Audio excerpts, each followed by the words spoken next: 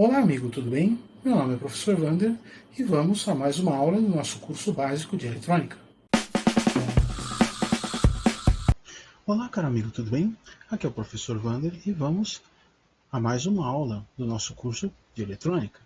Nesta aula aqui, estamos aqui circuitando, então estamos analisando aí alguns circuitos. Vamos ver uma bateria eletrônica. Então, uma bateria é composta por vários elementos. Então, eu tenho lá o prato curto. Tenho também o prato longo.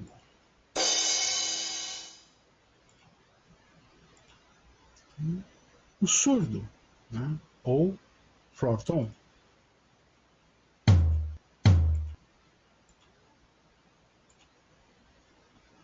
A caixa.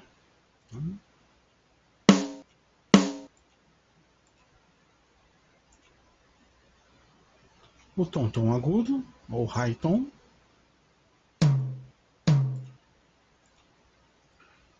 O tom grave, ou low tom. E o bumbo, ou bass drum. Lógico que essa composição pode variar um pouco. Existem alguns conjuntos onde você tem muito menos do que isso. Você só tem o bumbo, a caixa e pratos.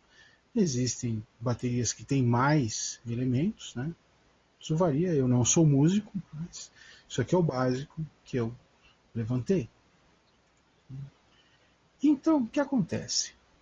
Para se fazer eletronicamente uma bateria, a primeira coisa é se providenciar um sinal para fazer o prato. Um sinal agudo e inconstante. Isso é possível fazer através de um gerador de ruído branco.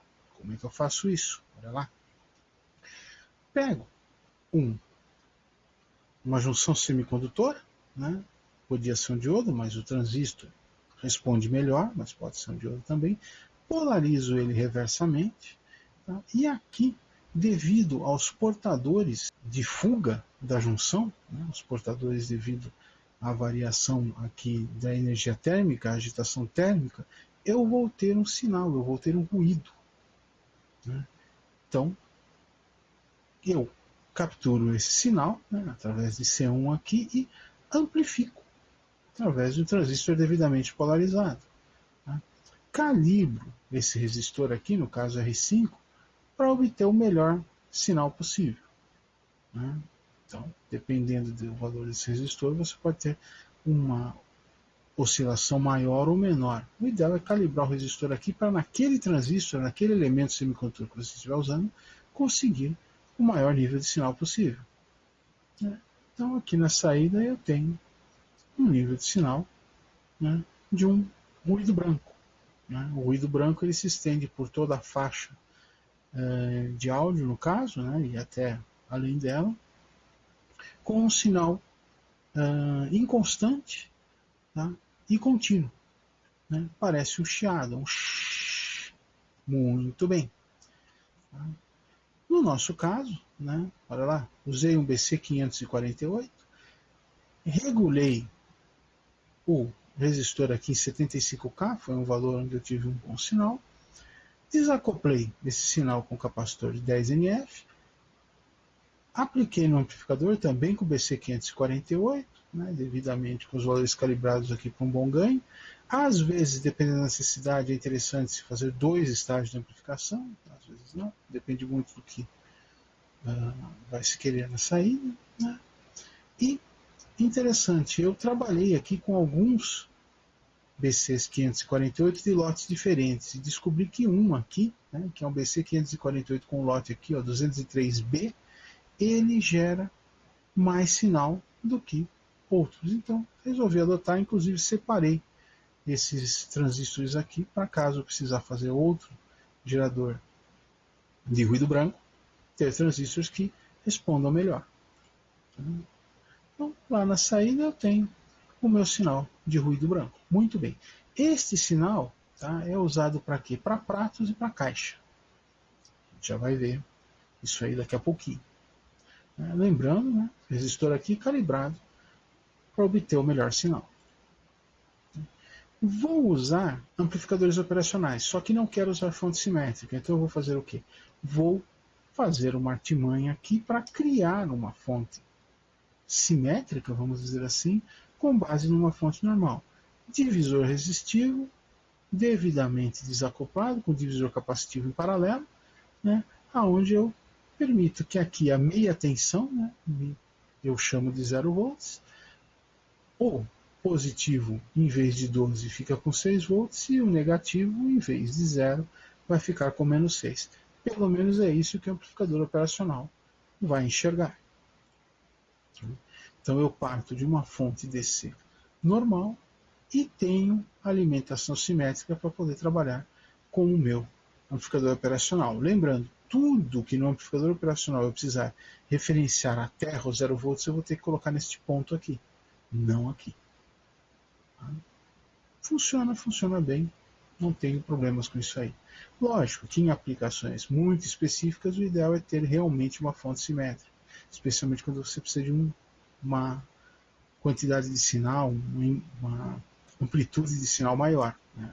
Então, lembrar que aqui você vai trabalhar apenas com esses 12 volts aqui, indo de 6 até 12 e de 6 até 0. Ou, olhando o lado de cá, de 0 até mais 6 até menos 6. Muito bom. Resolvi montar aqui, né, com o amplificador operacional, um oscilador usando uma rede, né, um filtro duplo T. Tem uma aula de filtros, tá? O link para essa aula está na descrição do vídeo, onde eu falo só sobre filtros. Então está aqui o nosso filtro duplo T, né, cuja característica é essa, né? 2 capacitores em série, no centro da série um resistor à terra, 2 resistores em série, no centro da série um capacitor à terra, aonde o valor dos capacitores aqui deve ser multiplicado por 2 para ser colocado neste capacitor aqui, e o valor dos resistores aqui deve ser dividido por 2 para se chegar a esse resistor aqui.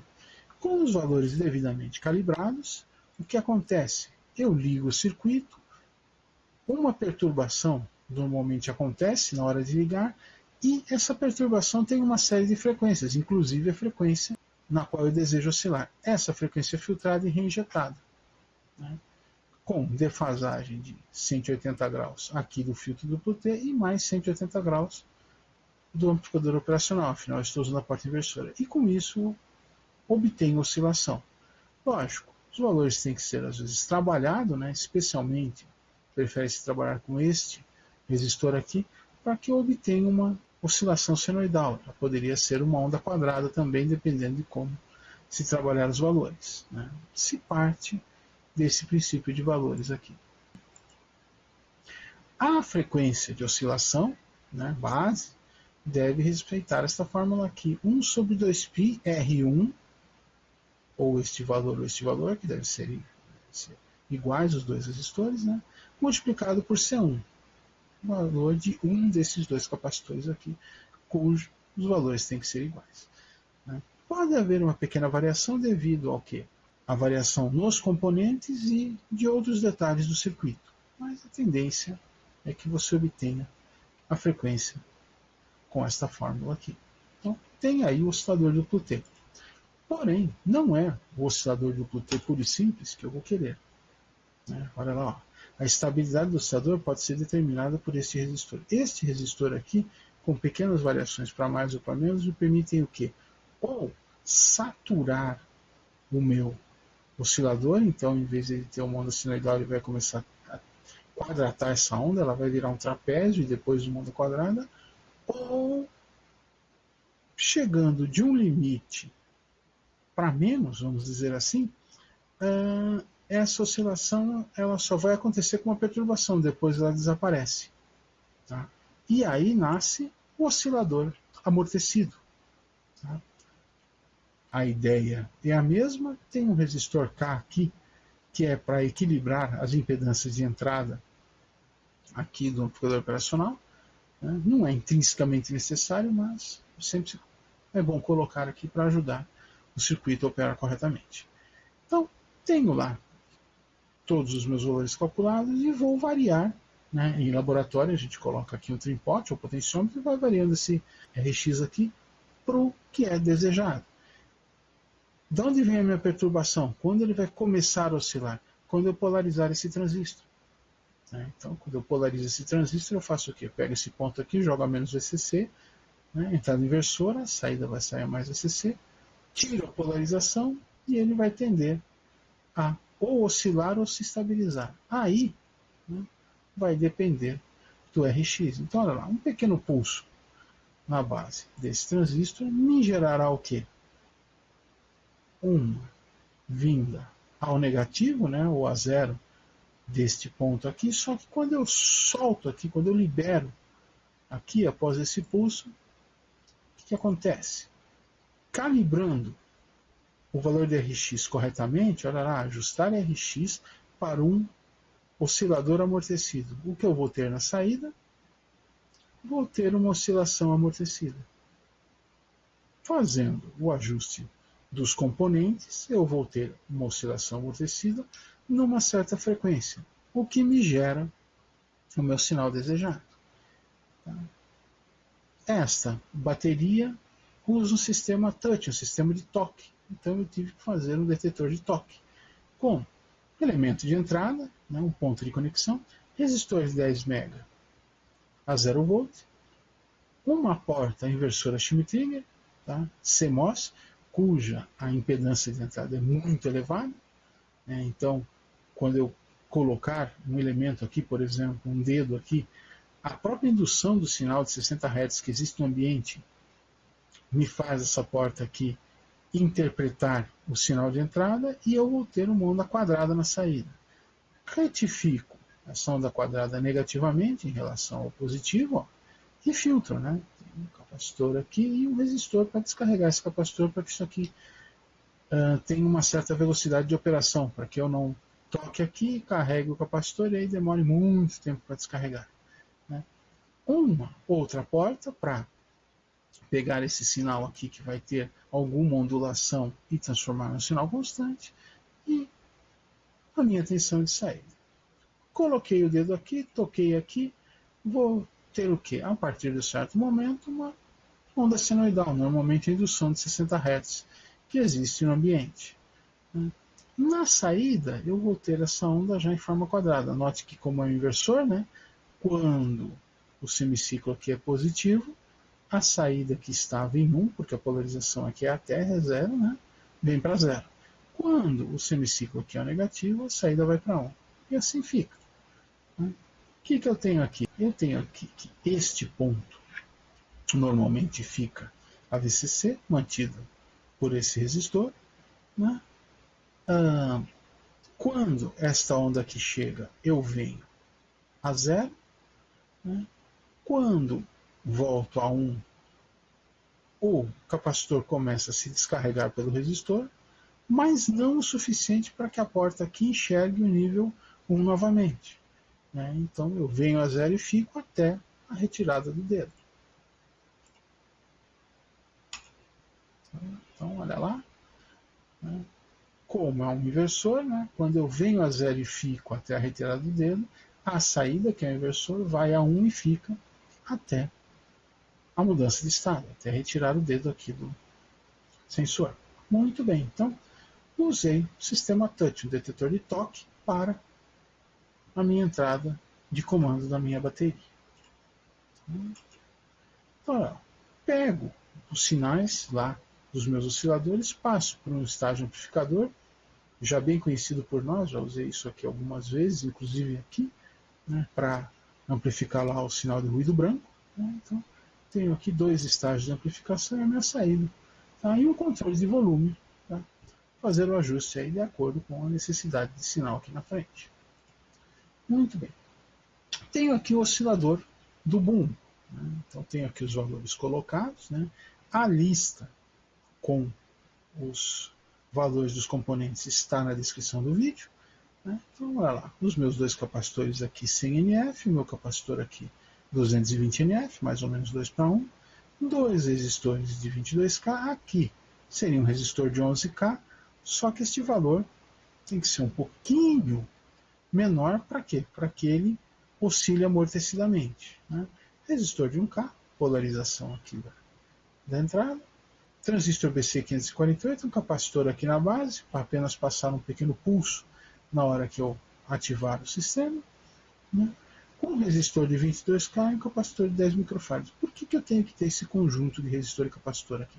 Bom, o capacitor para desacoplar a parte contínua, afinal isso aqui opera em metade da tensão de alimentação. E o resistor, para quê?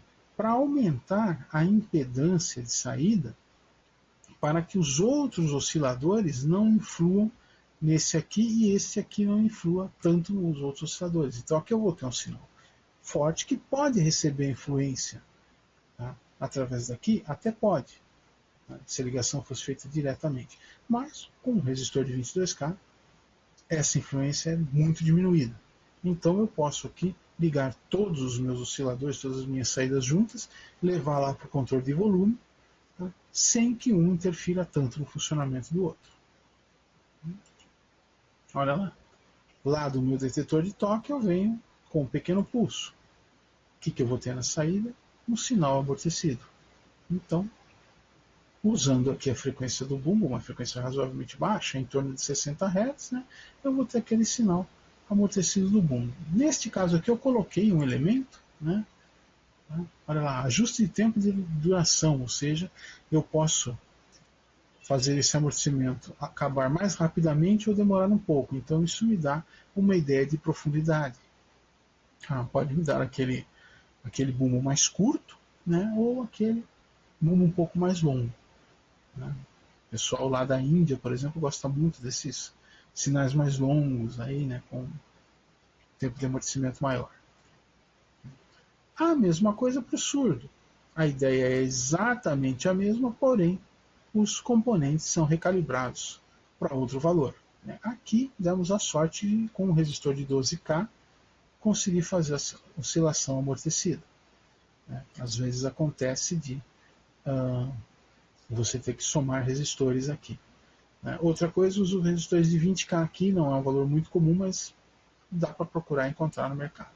E, em todo caso, se não encontrar 20K, use 22, que é bastante comum, e recalibre aqui o valor do resistor. Coloca o resistor de 12K e vá acrescentando ou retirando resistência, né? Um de 10K mais 2K2 mais 1K8, né? Para ir variando aí para se obter o efeito desejado. Mesma coisa, um pulso aqui na entrada, um sinal amortecido na saída, já o surdo numa frequência um pouco maior, aí, uns 120 Hz. Tom baixo, mesma coisa, mesma ideia, sistema de oscilação igualzinho, mesmo elemento aqui na saída, já com capacitor de valor menor, afinal a frequência é mais alta, né? Aqui também damos sorte, o resistor de 10K conseguiu fazer o circuito funcionar bem aí, né? E funcionamento idêntico, pulso na entrada, sinal amortecido na saída, tá? Tom alto, mesma coisa. A mesma ideia, só que com os capacitores aqui com um valor com uma frequência mais alta. Né? Funcionamento igual. Um toque na entrada, sinal de oscilação amortecido na saída. Muito bem. Aqui tem um detalhe de retrabalho aqui. Né? Oscilador da caixa. Tá? Que eu usei o quê? Eu usei o surdo mais ruído branco. Opa, deixa eu sair daqui por um instantinho. Olha lá. Surdo mais ruído branco. Então eu tenho aqui a parte do ruído branco e tenho aqui a parte do surdo. Não vou fazer um outro circuito, estou usando o mesmo circuito.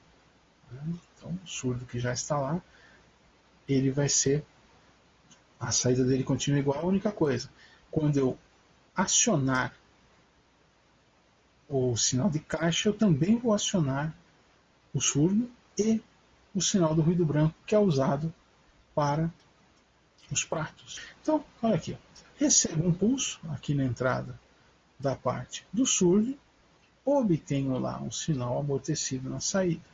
Perfeito. No caso do lado de cá, recebo um pulso aqui na base do BC548. Este pulso é quadrado bonitinho aqui ele faz a carga do capacitor. Então eu tenho um pulso e uma queda. Este pulso somado da queda polariza esse circuito aqui, esse amplificador, que está me amplificando o sinal. Vamos ver aqui direitinho. Este pulso que começa e depois vai diminuindo, ele me polariza esse amplificador que está amplificando o sinal do ruído branco. Muito bem. Então, com este pulso aqui, o que eu obtenho na saída? Na saída aqui, eu obtenho o sinal do ruído branco envelopado com um sinal decrescente. Quando eu somo os dois, a minha saída final eu tenho o ruído do surdo mais o ruído do prato. Então a soma dos dois me dá o efeito de caixa. Isso é bastante interessante. Aqui, um sinal que faz um tique. É uma batida bem curtinha, como se o músico batesse a baqueta na borda de dos tontons, por exemplo.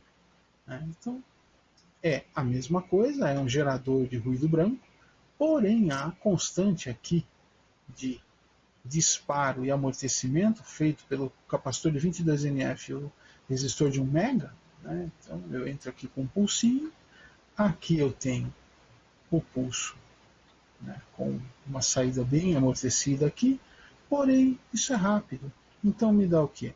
Me dá aquela envoltória, aquele sinal de ruído branco com a envoltória em torno de si, com um tempo curtinho, 0,1 segundo. Então isso aqui me dá uma batidinha curtinha. Ou quando o músico bate as duas baquetas uma na outra, algo do gênero.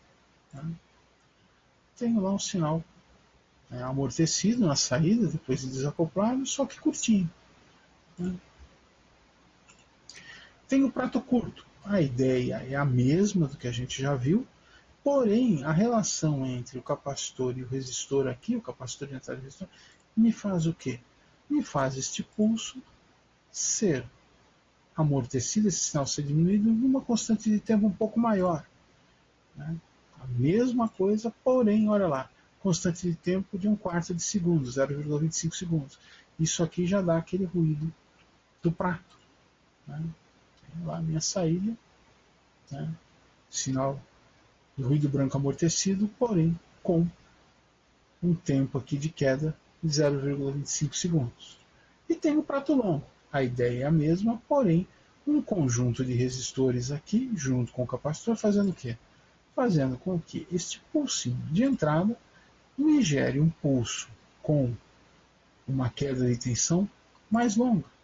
Vai me dar também o sinal de ruído branco gerado pelo transistor BC548, amplificado aqui, com uma envoltória mais longa, uma envoltória de aproximadamente 0,75 segundos.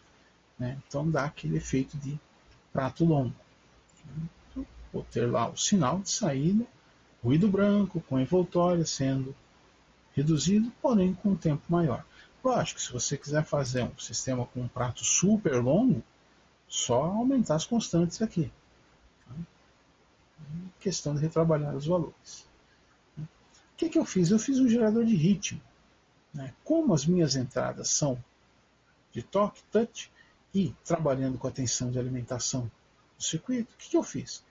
Peguei um CD 4017, que é uma década contadora, a gente já viu em outros projetos, cada pulso que chega aqui no clock, no pino 14, eu mudo a minha saída de uma para outra aqui nessa sequência. Aqui estão os pinos, então ele não é, o CI não é montado com os pinos em sequência, mas sim com a sequência aqui de desliga a saída 0, vai para a saída 1, desliga a saída 1, liga a saída 2.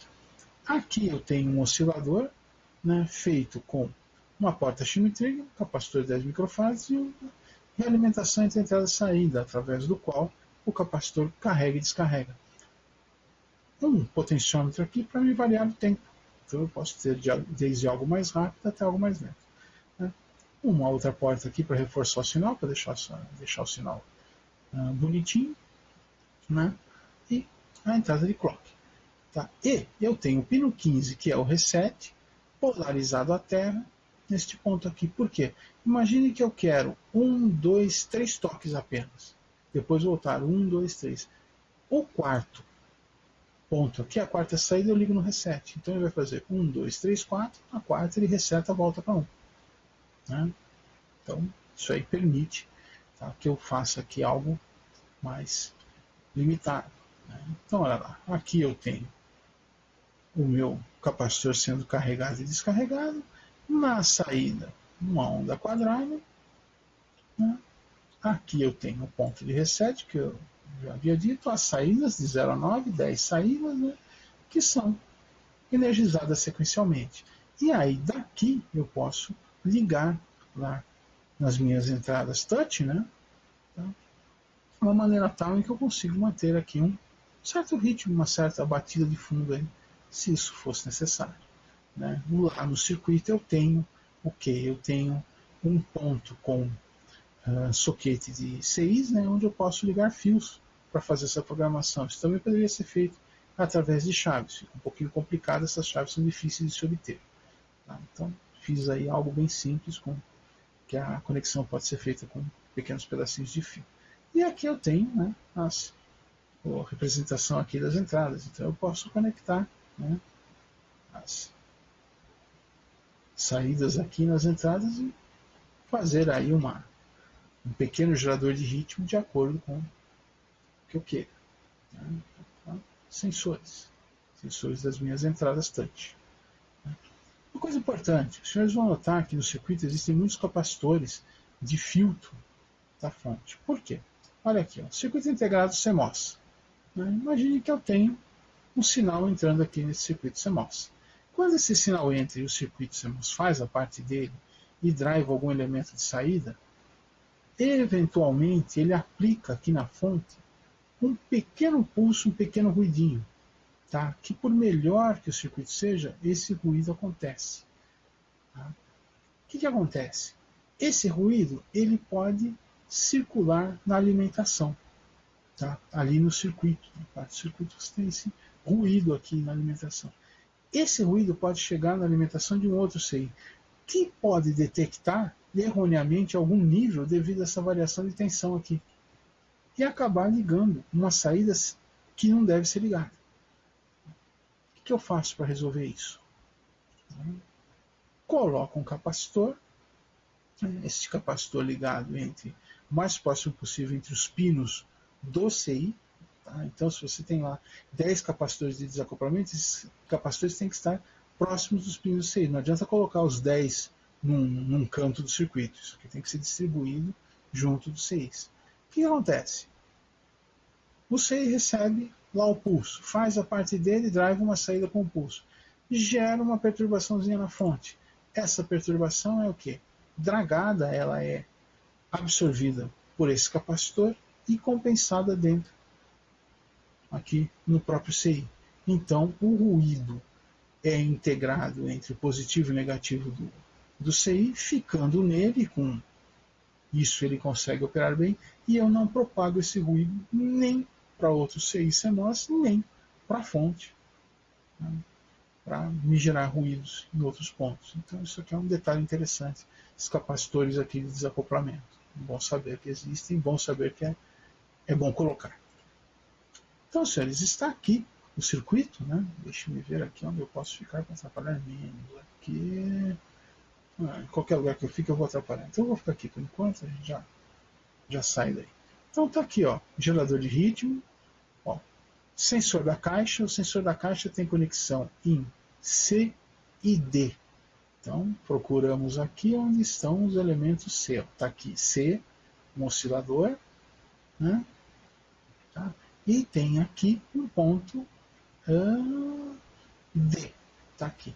Então o que eu fiz? Eu tenho aqui apenas um circuito que faz a geração do ruído branco e eu tenho uma, duas, três possibilidades. Essas três possibilidades aqui são o quê? O tique curto, o prato curto, né, que são integrados em apenas um transistor aqui para drivar esse sinal para mandar para frente, o D, que tem a ver com a caixa, né, onde eu uso o ruído branco mais um surdo, né, tá?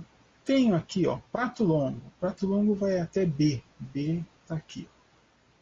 Então B do prato longo, aliás, o D aqui da caixa está aqui, mas a ideia é a mesma, tanto faz um ou outro, que os dois fazem a mesma função.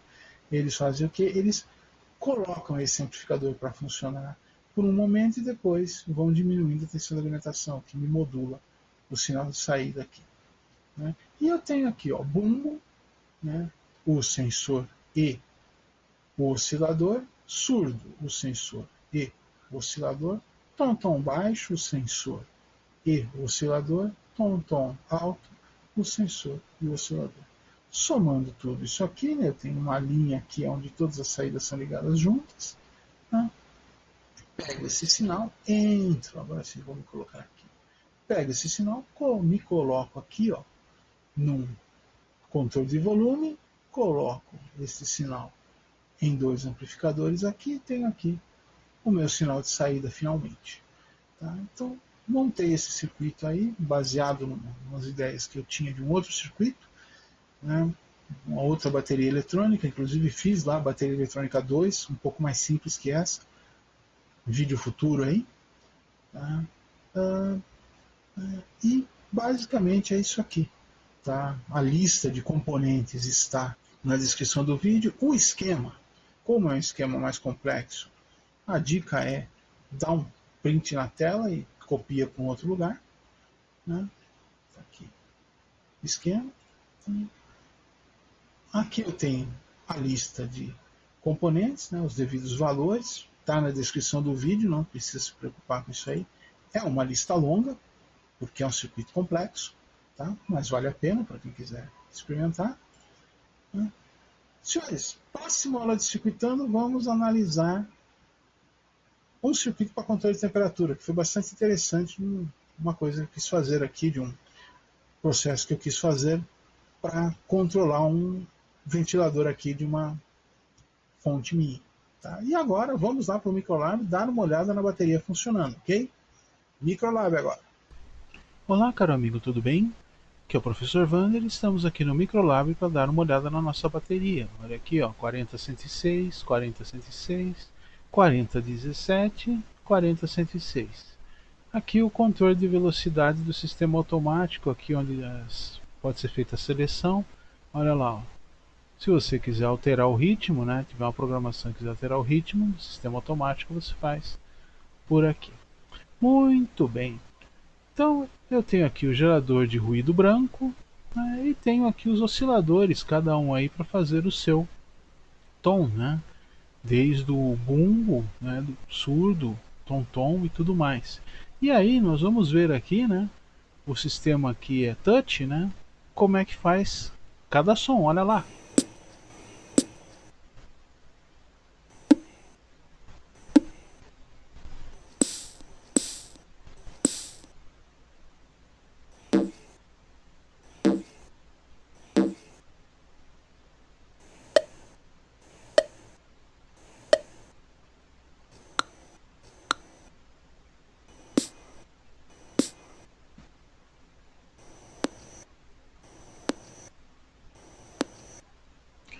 Assim, senhores, demos uma olhada aqui na bateria. Também tem um controle de volume, né, onde eu posso aumentar ou diminuir o nível de saída de sinal da bateria. E do lado aqui tem uma caixinha metálica, que é a blindagem, porque é uma área de alto ganho, né, para reduzir aí o ruído. Aqui é o professor Vander se despedindo. Até a próxima. Tchau, tchau.